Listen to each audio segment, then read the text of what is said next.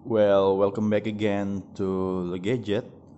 Dan kali ini gua akan membahas tentang eh, hal-hal yang harus diperhatikan ketika membongkar keyboard MacBook Pro dari tahun 2009 sampai tahun 2012. Nah, keyboardnya seperti ini nih, sama. Nah, ini yang udah dibongkar ya, gitu. Ini jadi sebelumnya gue ceritain dulu bahwa sebenarnya ini original sebenarnya, dan yang rusak itu adalah tombol ASD V sampai G. Awalnya itu tombolnya cuma dipencet nggak bisa, tapi pencetan kedua bisa. Tapi lama-lama dipencet-pencet nggak bisa-bisa gitu ya. Jadi rusak gitu. Dan kalau kata orang-orang, oh itu cuma kotor. Nah itu udah coba dibersihin terus dipasang lagi, tetap aja gitu. Memang kotor banget di belakang sini kemarin. Dan gue nggak akan jelasin tentang bagaimana cara ngebongkarnya, tapi gue akan jelasin hal-hal yang perlu lo perhatikan ketika membongkar MacBook Pro ya. Karena ketika membongkar MacBook Pro, maka lo akan harus membongkar semua komponen, baik itu fan, hard disk, kemudian ada drive room, dan juga motherboardnya ya, gitu. Dan ini gue ganti keyboard eh, nggak mahal ya, seharga 140.000 di Shopee gue beli gitu. Jadi gue udah bandingin eh, rata-rata harganya di range 200.000 gitu ya, 200, 180, 160, dan yang paling murah itu 140.000 ini. Yang ini nih. Nah ini gue nggak begitu percaya ya ketika ada yang jual masih di range 100 ribuan, 200 ribuan tuh original tuh. Gue nggak tahu, tapi kalian yang mungkin dapat original di harga segitu tolong komen. Dan kalau bisa eh, kasih tahu gitu ya belinya di mana. Karena kalau ini sih KW ya, dari bahannya aja udah beda. Ini lampunya juga beda. Nih, lampu yang dihasilkan beda, dia sampai keluar-luar gini. Nah, gue sendiri baru pertama kali kemarin bongkar ini. Gue nggak sempet rekam karena seharian ya ngebongkar ini ya, gitu. Kenapa seharian? Nah inilah ceritanya. Nah jadi yang bikin lama itu adalah ngebongkar baut-baut yang dol nih ya. Ini dol. Nih adanya di belakang sini nih. Nih. Nah ini sampai pengok kan tuh. Ini dol tuh. Nah kalian harus memperhatikan ketika kalian bongkar itu, kalian harus benar-benar pakai obeng yang sekecil ini.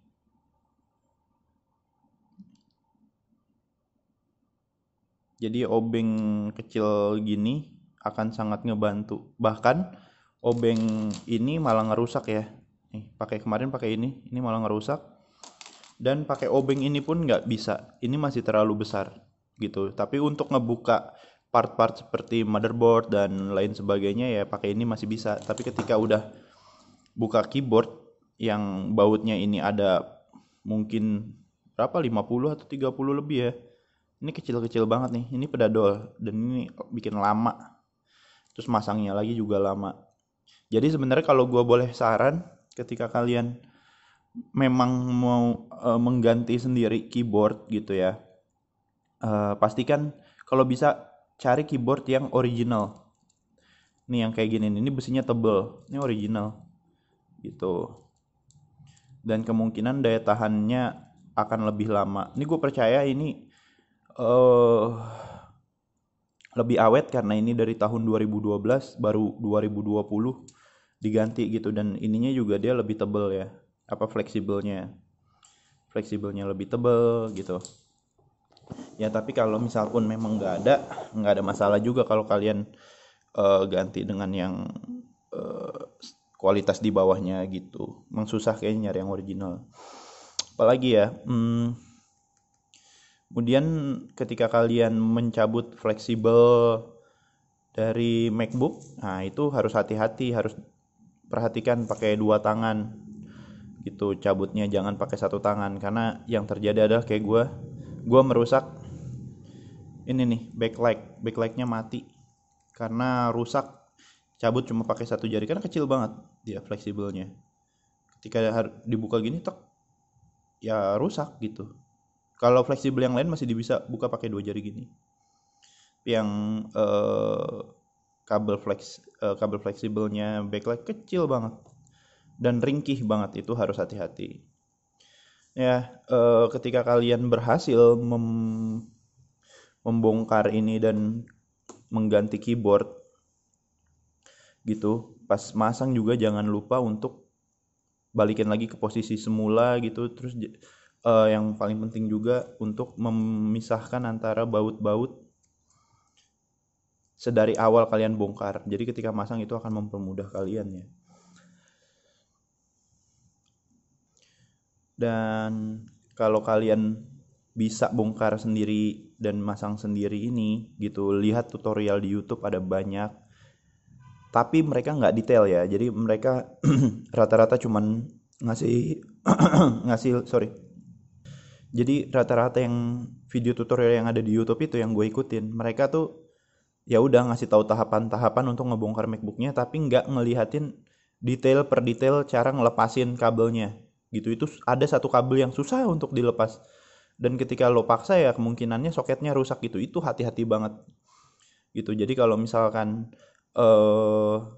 ada yang misalkan kok ini susah dibuka, jangan dipaksa dulu, tapi kalian lihat dulu tutorialnya di YouTube dengan keyword misalkan cara buka fleksibel hard disk gitu, atau cara buka fleksibel keyboard, nah, atau cara pasang fleksibel keyboard. Ini susah loh masangnya nih, ini ngejepitnya ini susah tuh, fleksibelnya cuma kayak gini doang sih. Nah tuh susah kan masang ini nih, tuh kayak segini doang gitu, dia bukan soket, dia bentuknya kayak cuma dijepit gitu doang. Mungkin ini yang versi jadul ya kayak gitu. Ini sekarang lebih mudah mungkin atau lebih susah. Dan gue udah nanya beberapa tukang servis MacBook ya untuk penggantian keyboard ini atau servis keyboard ini berapa gitu biayanya. Rata-rata mereka mematok harga dari 1 juta sampai 1.300.000 gitu. Dan mungkin kalau kalian ada kenalan ya mungkin 700.000 masih oke gitu kan. Tapi ya kalau kalian bisa masang sendiri gitu, nih bisa masang sendiri ini, ya kalian bermodalkan ini tadi. Kalian harus beli alat-alat, itu harus punya, dan beli spare partnya aja mungkin range saran gue dari 150 sampai 300.000 gitu. Oke, mungkin sekian yang bisa gue sharing dari pengalaman dan hal-hal yang perlu kalian perhatikan memasang keyboard gitu. Jangan sampai kayak gue nih, jebol semuanya gitu, memakan waktu ya. Oke, cukup sekian. Thank you for watching this and ciao.